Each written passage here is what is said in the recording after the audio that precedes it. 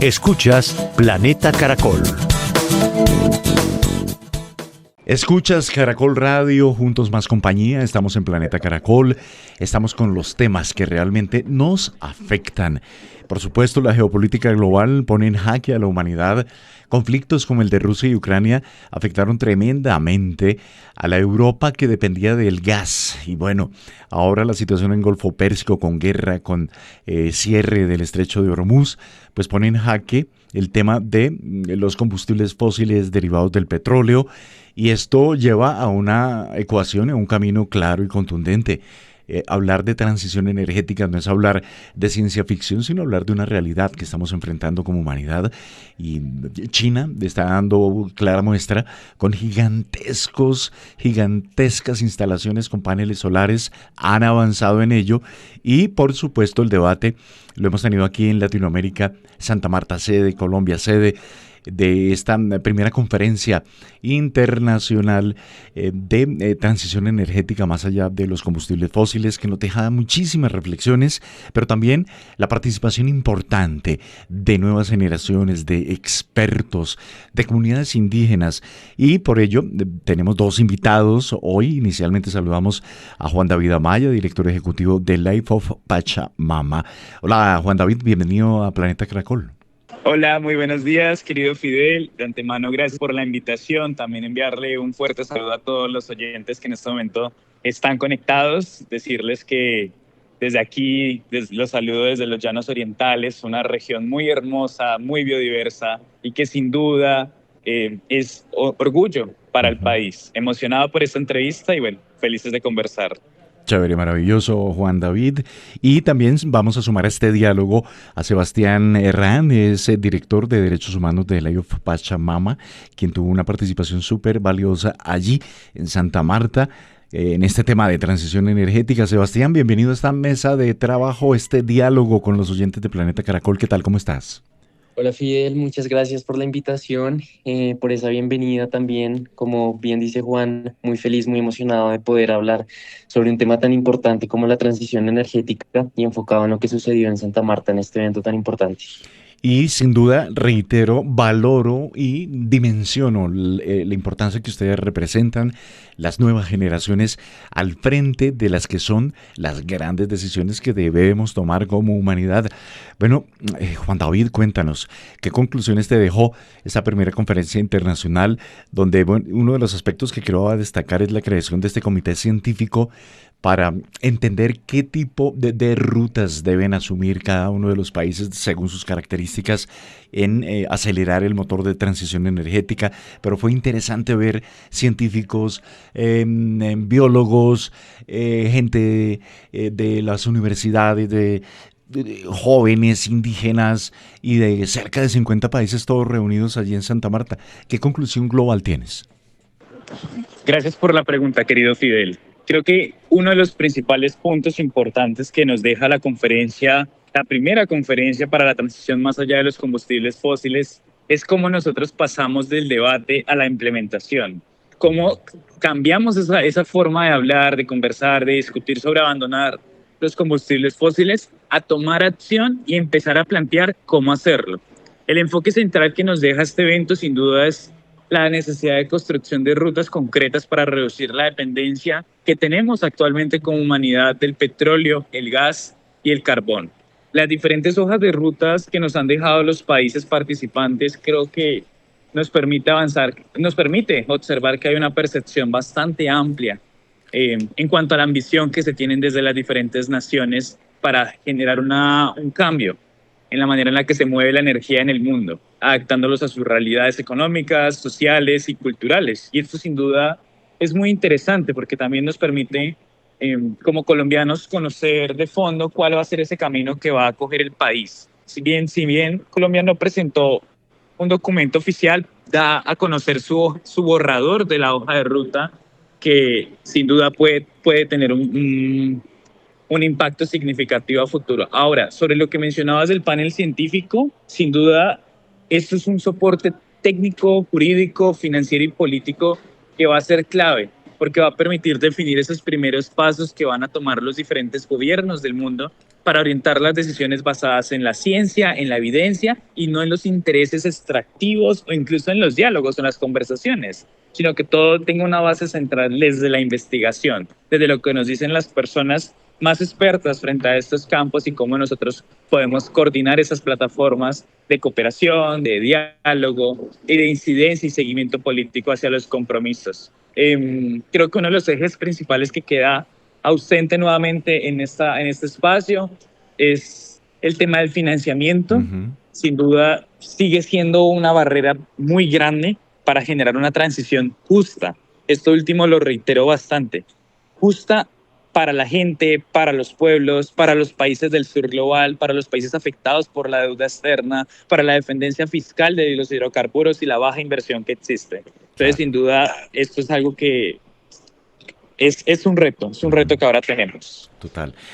Juan David, gracias. Justo este fin de semana, hablando con el embajador de Bélgica en Colombia, el embajador Konrad Leenaerts, él le llamó la atención porque inclusive estuvo en Santa Marta, pero acá estuvo también en Caracol Radio, en las instalaciones, el liderazgo que Colombia ha tomado a nivel global, a nivel latinoamericano, ni qué decir, en el tema de transición energética. Él decía, no, me llamó tremendamente la atención ese liderazgo ejercido por Colombia. Sebastián, pues justamente te quiero consultar en cuanto a la transición energética justa.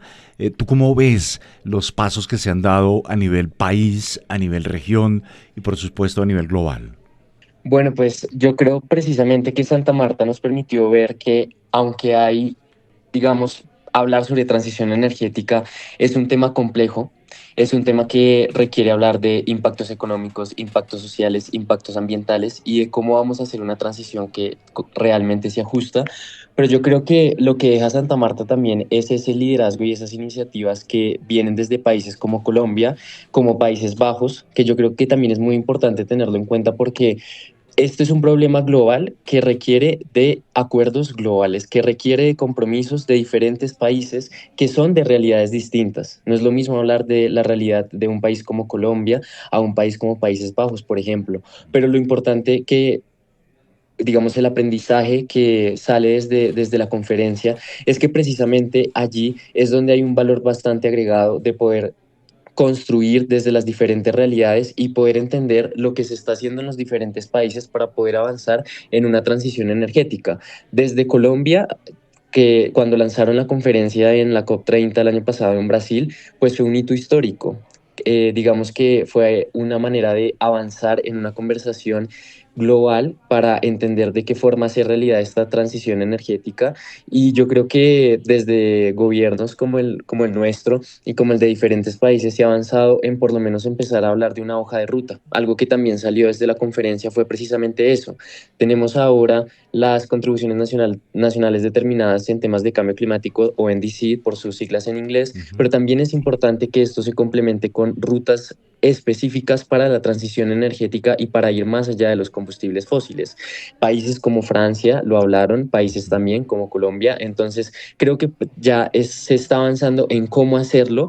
Ya sabemos que es necesario, pero lo importante ahora y el reto es empezar a tomar acción frente a eso. Y creo que este tema de las hojas de ruta es un paso totalmente necesario que se avanzó gracias a la conferencia y que se ve que países como Colombia pues ha estado liderando este tipo de iniciativas. Todo esto yo creo también fundamental, que también fue algo que se vio desde Santa Marta, desde el diálogo multiactor, ¿no? El tema de transición energética pasa desde sociedad civil, por pueblos indígenas, comunidades locales, jóvenes, infancias, así también como sector privado, sector académico y obviamente desde el gobierno. Entonces creo que eso también lo permitió Santa Marta, hablar desde el diálogo multiactor y entender esas diferentes realidades para hacer realidad acciones concretas que se necesitan de manera urgente para enfrentar la problemática. Sin duda, Sebastián, porque jóvenes de más de 20 países allí en Santa Marta justamente lanzaron esos caminos, esas hojas de ruta para avanzar, darle más dinámica a la transición energética. Juan David, hay países en Europa que tienen generación eléctrica a partir de reactores nucleares. Es decir, que lo que utilizan algunos para amenazarse o generar guerras mundiales, pues es un recurso que puede permitir una generación de energía que no impacta. Colombia como tal tiene tremendas matrices, pues la generación es a partir del agua que no contaminamos, pero el potencial por la ubicación en el planeta es tremendo en cuanto a la energía fotovoltaica. Regiones como La Guajira, imagínate la energía eólica. Los llanos orientales donde tú estás, también la fotovoltaica increíble. Hay de dónde, pero ¿cómo lograr calar más aún y que los tomadores de decisiones en los gobiernos entiendan que transición energética no es una cosa de un gobierno de tanto tiempo, sino debe ser elevada a un compromiso de Estado, una política de Estado? ¿Tú qué lectura tienes?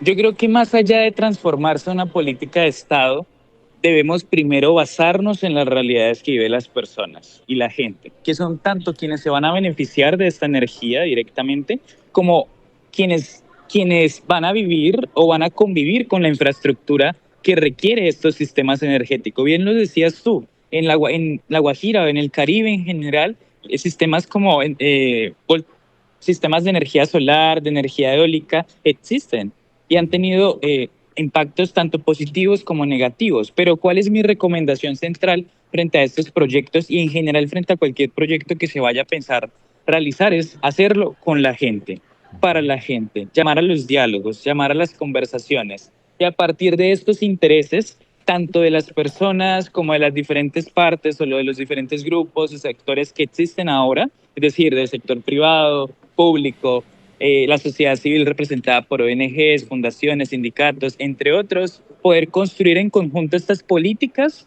tanto para Colombia como para el mundo, es decir, que cada país implemente un sistema basado en sus experiencias, basado en su cultura, basado en diferentes puntos también de evidencia científica, leyes, legislaciones en general que permitan avanzar unas rutas de la transición energética, reitero, la palabra es clave, justa, que tanto en sus territorios como en el mundo, en el planeta. Entonces, esa es un poco la percepción que yo tengo actualmente sobre la situación. Claro. Y lo mencionó inicialmente Juan David, el tema del financiamiento. Pero te quisiera consultar, Sebastián, allí en el tema del financiamiento, pues yo creo que hay que mirar el sector privado, la banca multilateral, porque estamos hablando de que en cualquier momento se paraliza esta vaina. O sea, quedamos colapsados. Ya aerolíneas europeas están cancelando vuelos, solo realizando vuelos de largo distancia, porque no tienen combustible y porque, bueno, a ver, ellos también han hecho cosas por reducir su huella de carbono, en fin, pero es un simple ejemplo para demostrar que esto se tiene que hacer ya o ya y que ahí debemos meter la mano en el bolsillo de la banca multilateral, así como hay dinero para X cantidad de estrategias, armas, bueno, qué sé yo. Pues en este caso es la causa de vida para el planeta, ¿no? Permanecer aquí un tiempito. ¿Cómo ves el tema de la financiación para dinamizar la transición energética justa? Sí, yo creo que precisamente ese es uno de los puntos más complejos siempre que hablamos de temas de cambio climático y en general de transitar hacia otros escenarios distintos a los que estamos acostumbrados, ¿no? Porque obviamente hacer una transición más allá de los combustibles fósiles implica dejar atrás modelos extractivistas que han generado muchos ingresos para los países, pero que también, de acuerdo con la ciencia, con estudios, pues se puede transitar hacia otras formas y otras lógicas de energía también que nos permitan seguir teniendo estos ingresos, pero de manera más sostenible y de manera más justa. Claro, es algo complejo, no va a suceder de la noche a la mañana y por eso es importante pensarse en la transición, pero yo creo que el tema financiero ha pasado por o más bien requiere el compromiso internacional desde, como tú bien dices, bancos multilaterales, desde la cooperación y el multilateralismo. Precisamente Santa Marta, uno de los pilares específicos de la conferencia era ese, multilateralismo y cooperación internacional, porque es que no podemos hablar de transición energética si no están los recursos suficientes y de manera específica también focalizados hacia las personas, hacia las comunidades y hacia también generar otro tipo de oportunidades, por ejemplo, laborales para las personas que en este momento dependen de la economía basada en los combustibles fósiles. Entonces, creo que es importante tener un andamiaje internacional financiero que nos permita avanzar en este tipo de objetivos de la transición energética. Creo que se avanzó un poco también en estas conversaciones y hacia allá también va el camino. Bancos multilaterales también están, digamos, un poco más comprometidos con este tipo de compromisos ambientales, pero falta, ¿no? O sea, todavía no es suficiente los pasos que hemos dado, por lo menos se ha avanzado en algo, pero todavía nos hace falta un camino bastante largo para realmente cumplir con los objetivos y hacer todo lo que implica una transición. Esto implica cambios, esto implica también, digamos, pensar de forma distinta de manera interna en los diferentes gobiernos, pero en general creo que fue un tema que también se habló y un tema que es crucial para poder seguir avanzando. Totalmente de acuerdo. Estamos hablando con Juan David Amaya, director ejecutivo de Life of Pachamama, también con Sebastián Herrán, director de Derechos Humanos de Life of Pachamama, lo que nos deja y lo que nos plantea esta primera cumbre, transición energética en Santa Marta, porque este es un tema activo, o sea, la clave es mantenerlo vivo, sin duda, y quisiera, como al margen de lo que ya nos han expuesto Juan David y Sebastián, yo estuve allá un par de días en Santa Marta y me llamó poderosamente la atención, inclusive cuando el viernes en la Teatro Santa Marta, la ministra, científicos de prestigiosas universidades extranjeras, pues daban cuenta de la presentación de este evento. Me llamó la atención la presencia de jóvenes en gran cantidad de diferentes países, muchos de ellos activistas. Sienten, tanto Juan David, tú primero, como Sebastián, que hace falta también activismo para que estas causas estén en el foco de las grandes decisiones y se mantengan allí vigentes y bien presentes, Juan David. Gracias por la pregunta y creo que es muy importante. Históricamente hablando, las voces de los jóvenes no han sido tenidas en cuenta como debería de funcionar dentro de la toma de decisiones, ya sea a nivel nacional o incluso a nivel local o internacional. Para la conferencia de Santa Marta, diferentes liderazgos, diferentes movimientos, diferentes colectivos nos hemos unido para lanzar por primera vez la Declaratoria Global de Juventudes en el marco de una transición energética justa. Este documento es una estrategia que sin duda reivindica la forma en la que históricamente se han visto presentes las diferentes generaciones en cuanto a la manera en la que se empieza a decidir sobre el presente y el futuro que va a tener el planeta. Yo creo que más allá de requerir más activismo o de que necesitemos más voces y demás, es cambiar el sistema de tal manera que permita que las personas que están incidiendo sean escuchadas y sus decisiones sean tomadas en cuenta, y a la vez transformarlo de tal forma que involucre a la gente que está en los territorios, que vive en los espacios locales y que sufre de primera mano estas problemáticas que se están generando ahora. Es decir, las comunidades indígenas, las comunidades campesinas, los pueblos afro, las comunidades que realmente están ahora en los diferentes pueblos, en las diferentes comunidades que están en nuestro país. Incluso lo que yo te decía anteriormente, lo que les decía a ustedes también, quienes tienen los proyectos de energía directamente en sus territorios, porque pues ellos son quienes de primera mano están viviendo esta situación, quienes necesitan estar allí. Y en la actualidad no existe un modelo que garantice el involucramiento directo de estas comunidades. Y a veces lo que sucede, y te comparto, Fidel, y a ustedes, querida audiencia, es que termina tokenizando, es decir, usando a estas personas simplemente para llenar un cupo. Entonces, ¿cómo transformamos este sistema para que de alguna manera sus voces sean escuchadas directamente? Y creo que esto es uno de los puntos que refleja justamente esta declaración que nos hemos organizado, personas jóvenes de todo el mundo, para reivindicar esta forma en la que incidimos ante los espacios de toma de decisiones. Perfecto. ¿Y tú qué opinas, Sebastián? De acuerdo con todo lo que dice Juan y en general, digamos, a mí me parece, y es algo que también se conversaba mucho, el rol de la sociedad civil en todos estos procesos es clave porque los gobiernos pasan, cambian, cambian de opinión, cambian de ideologías, cambian de diferentes posturas, pero lo que prevalece en todo eso es el rol tan importante que tiene la sociedad civil y de manera específica en este caso que hablamos desde las juventudes.